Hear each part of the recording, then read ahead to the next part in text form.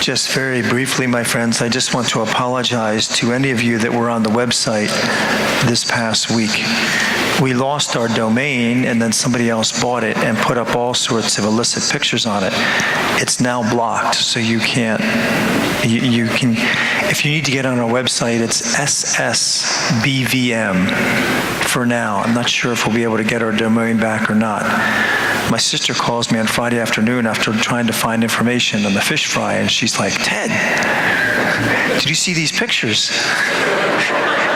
She said, "I'm at work, Ted." I said, "I know, Anne-Marie. Sorry." Yeah. So anyone else that happened to, I apologize. It was completely out of our control. We're just fortunate enough to get it at least blocked for now. And we're hoping to get the domain back. But if you need to get on the website right now, it's SSBVM. And today is talking about blindness, and it would have been better off if we're blind. We wanted to look at that website, my friends, right? Crazy. There's a man, and some of you may have heard of him. His name is Buckminster Fuller. Anyone ever hear of him? He was an inventor, architect, just a brilliant man. He was born in the late 1800s. But he as a young man, woke up, and this was just he was a little boy. He went to bed fine, woke up the next day, and he was completely blind. And it lasted for several years. And it baffled the doctors and the medical field. And then a few years later, he goes to bed blind and wakes up able to see. It was just a weird thing that happened. But he has 28 patents that he had for himself, and all sorts of creative things that he has done in his life. He said because of his blindness, he viewed the world differently. Interesting, because of his blindness, and he credits his blindness as the catalyst of those 28 patents that he had, and he really was influential with many, many more.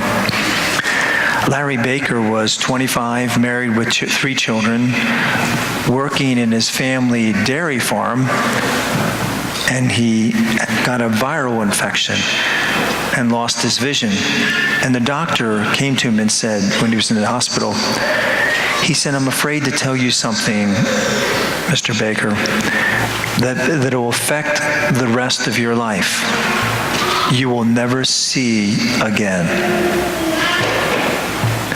But it's interesting what Larry Baker said to the doctor. He said, "With all due respect, doctor," he said, "I understand what you are saying, and that I will be blind for the rest of my life.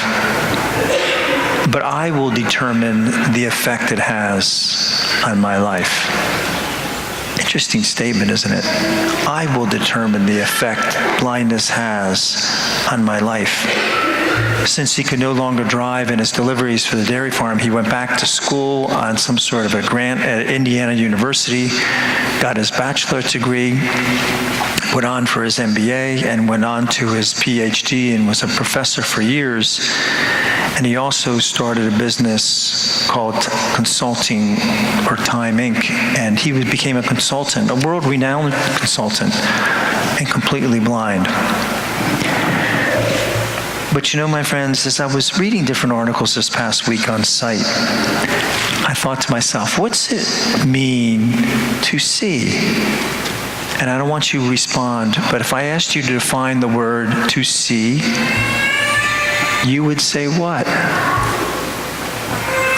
I had to look it up, so I don't, it's one of those words, we know what it means, but we can't define it.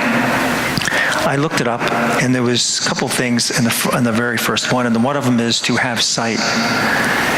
Doesn't that drive you crazy when you look up a word, my friends? It just echoes what you already know. But you know what it said? The first line of that? To see, and you can look it up too. To become aware.